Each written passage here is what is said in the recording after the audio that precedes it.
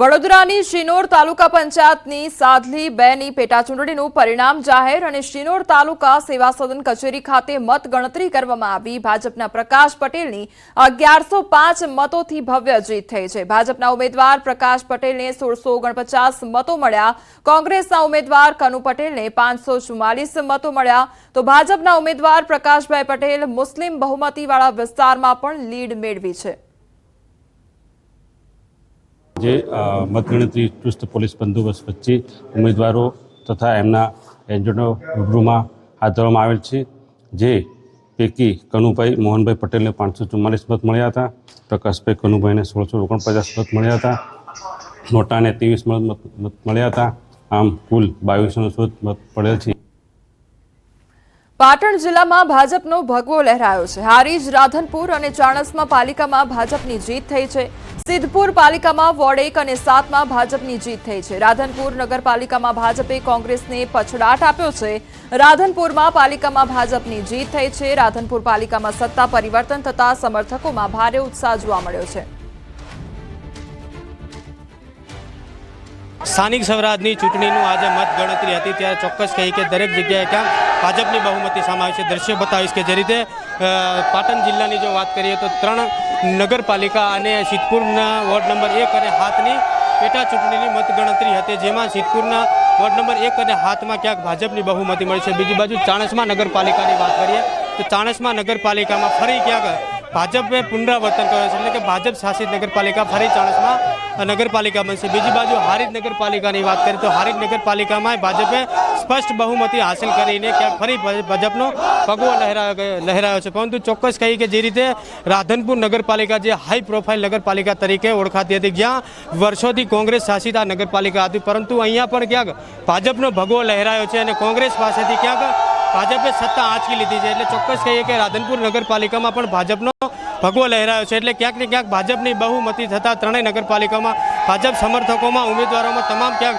ખુશીની લહેર જોવા મળીને અનેરો ઉત્સાહ જોવા મળ્યો। એટલે ચોક્કસ કહીએ કે જે પાટણ જિલ્લો ક્યાંક કોંગ્રેસનો ગઢ કહેવાતો હતો, પરંતુ અહીંયા પણ ભાજપે કોંગ્રેસના ગઢમાં ગાબડો પાડ્યો છે અને 3 નગરપાલિકા એટલે કે હારીજ, ચાણસ્મા અને રાધનપુર નગરમાં સ્પષ્ટ બહુમતી કરી છે। ને સ્થાનિક સ્વરાજની ચૂંટણીના પરિણામોમાં કોંગ્રેસને નિરાશા મળી છે। પરિણામો પર કોંગ્રેસ નેતા અમિત ચાવડાએ પ્રતિક્રિયા આપી। જનતાના જનાદેશનો સ્વીકાર કરીએ છીએ તેવું કહ્યું। ક્યાં ખામીઓ રહી ગઈ તેના પર મંથન કરીશું તેવી પ્રતિક્રિયા આપવામાં આવી છે। પરિણામોની સમીક્ષા કરીને એની વિગતવાર વાત થોડી વારમાં જ પ્રદેશ કોંગ્રેસ સમિતિ તરફથી પ્રેસ કોન્ફરન્સ કરીને કહેવામાં આવશે। એના પર વિસ્તૃત વાત નથી કરતો, પણ એટલું જ કહીશ કે જનતાનો જે પણ જનાદેશ છે એનો અમે સ્વીકાર કરીએ છીએ અને જ્યાં પણ અમારી કમીઓ રહી ગઈ હશે એની સમીક્ષા કરીને આગળ વધીશું।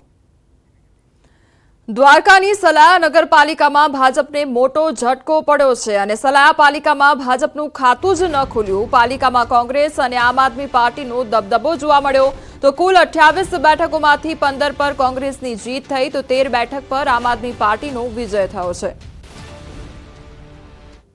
પાલિકામાં અમારી 15 સીટો આવી છે, 28ની સીટ છે, 13 સીટો છે એની ઉપર આમ આદમી પાર્ટી ચૂંટાણી છે, જ્યારે ભારતીય જનતા પાર્ટી અને MIM બે પાર્ટી પણ અહીંયા ચૂંટણી લડતી હતી, હાલાકી એમને એક પણ સીટ જીતી નથી।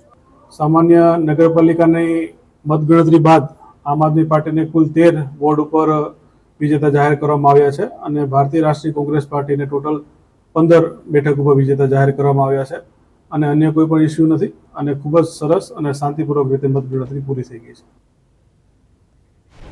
બાવળા નગરપાલિકામાં રસાકસીનો જંગ જોવા મળ્યો અને બાવળા નગરપાલિકાની 28 બેઠકમાંથી 14 પર ભાજપ છે, જ્યારે 13 બેઠક પર કોંગ્રેસ છે, ત્યારે એક બેઠક પર સૌ કોઈની નજર છે, જેમાં BSP ઉમેદવારની જીત થઈ છે। કાળુભાઈ ચૌહાણ જેઓ BSP ઉમેદવાર છે તેમની એક બેઠક પર જીત થઈ છે, ત્યારે હવે કાળુભાઈ ચૌહાણ અહીં કિંગ મેકર સાબિત થશે। બાવળા નગરપાલિકાની અંદર કહી શકાય કે રસાકસીનો જંગ છે તે જોવા મળી રહ્યો છે। કોંગ્રેસ પાર્ટીને 13, ભારતીય જનતા પાર્ટીને 14, તો સાથે જ BSP જે પાર્ટી છે તે પાર્ટીને એક ઉમેદવાર જીત્યો છે, તે કાળુભાઈ છે, કાળુભાઈ ચૌહાણ। કાળુભાઈ, કિંગ મેકર બાવળા નગરપાલિકાના તમે ગણાશો? Thank you. એમ નહીં, પણ તમે જીતા છો, કેટલા ટર્મથી જીતતા આવો છો અને જે રસાકસી થઈ 4 ટર્મથી જીતો છો? 4 ટર્મથી સતત। કાળુભાઈ, પણ સૌથી મોટો સવાલ એ થાય છે કે ભાજપને 14 અને કોંગ્રેસને 13 મળી છે, એટલે હવે કિંગ મેકર તમે છો, એટલે હવે તમે નક્કી કરશો કે પ્રમુખ કોણ બનશે, કારણ કે તમારો એક મત મહત્વનો રહેશે. એ પછી ડિસિઝન લઈશું, અત્યારે હાલમાં નહીં. એમ નહીં, પણ આપનો કે વિચાર? મારા વોટરો ડિસિઝન આપશે, હું ડિસિઝન લઈશ. ઓકે, કારણ કે તમે કહેવાય કિંગ મેકર ખરા. કિંગ મેકર ખરા. પહેલે ચોથી વાર જીતા હતા. 4 વાર 7 7મા વોર્ડમાં 7 વોર્ડ. તમે એકલા પેનલથી તમે એકલા સિંગલ જ જીતો છો. સિંગલ જ એક. હા, ચોક્કસ. આ જે બીએસપી છે, જે પાર્ટી છે, તેના જે ઉમેદવાર છે તે જીત્યા છે, તે કિંગ મેકર સાબિત થશે, કારણ કે એ માની શકાય કે ભારતીય જનતા પાર્ટી 28 બેઠકની આ નગરપાલિકા છે, તેની અંદર હવે એક મત મહત્વનો છે કે કોની તરફ જાય છે અને કોણ બને છે. અમિત શર્મા સાથે પ્રણવ પટેલ, ન્યૂઝ બાવડા, અમદાવાદ. આ તરફ કચ્છની રાપર નગરપાલિકામાં ભાજપનો દબદબો જોવા મળ્યો. 28માંથી 21 બેઠક પર ભાજપનો કબજો અને કોંગ્રેસના ફાળે આવી છે 7 બેઠક. વોર્ડ નંબર 5ની પેનલ પર કોંગ્રેસે કબજો કર્યો છે. ખૂબ આનંદનો દિવસ છે આજે રાપરમાં ભારતીય જનતા પાર્ટીની અમારી બોડી બની ચૂકી છે. 6 વોર્ડની ગણતરીના અંતે અત્યાર સુધી અમે 18 સીટો જીતી ચૂક્યા છીએ, એટલે અમારી બોડી બની ગઈ છે. અને હજી 7 નંબર વોર્ડ પણ અમે 4 સીટો વિજય બની રહ્યા છીએ, એટલે ભવ્ય વિજય આ રાપરમાં ભારતીય જનતા પાર્ટીનો થયો છે.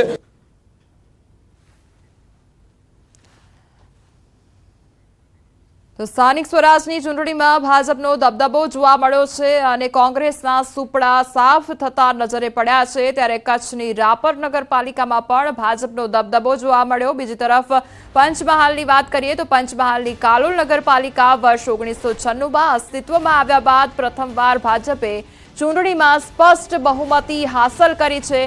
જાહેર થયેલા પરિણામમાં ભાજપને 11 અને અપક્ષને 10 બેઠકો મળી છે. હાલ શક્તિસિંહ દ્વારા પ્રેસ કોન્ફરન્સ કરવામાં આવી રહી છે, સીધા તે તરફ. જ્યારે અમારા પાસે મજબૂતીથી ધારાસભ્યો 81 હતા, ત્યારે જુનાગઢ મહાનગરપાલિકામાં માત્ર 1 કોર્પોરેટર અમારા ચૂંટાયેલા હતા. એ પછી બાય ઇલેક્શન્સમાં બીજા 2 ચૂંટાયા અને વિસર્જન થયું ત્યારે 3ની સંખ્યા હતી.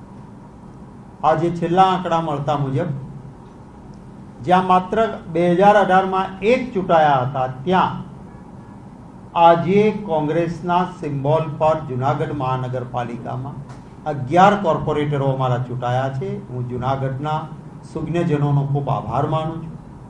ઘણા હાથગંડાઓ થયા. જુનાગઢમાં જે રીતે ચૂંટણીની સાથે અનેક પ્રકારના જે લોકશાહીમાં માન્ય નથી એવા હાથગંડા થયા, એમ છતાં જુનાગઢવાસીઓએ જે પ્રેમ આપ્યો છે માટે એમનો ખાસ આભાર માનું છું. અનેક કાવાદાઓ લોકશાહીમાં જેને કરપ્ટ પ્રેક્ટિસ કહે, જે માન્ય ન હોય, અને હું આક્ષેપ કરું છું એમ નહીં, આપણા સૌના કેમેરાની આંખે અમારા એક ઉમેદવારે સ્ટિંગ ઓપરેશન કર્યું.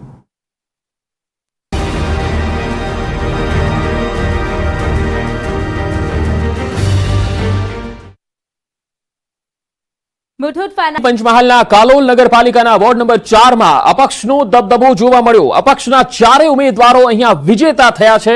તો ગોંડલની સુલતાનપુર બેઠકની પેટા ચૂંટણીમાં ભાજપની મહિલા ઉમેદવારનો વિજય થયો છે.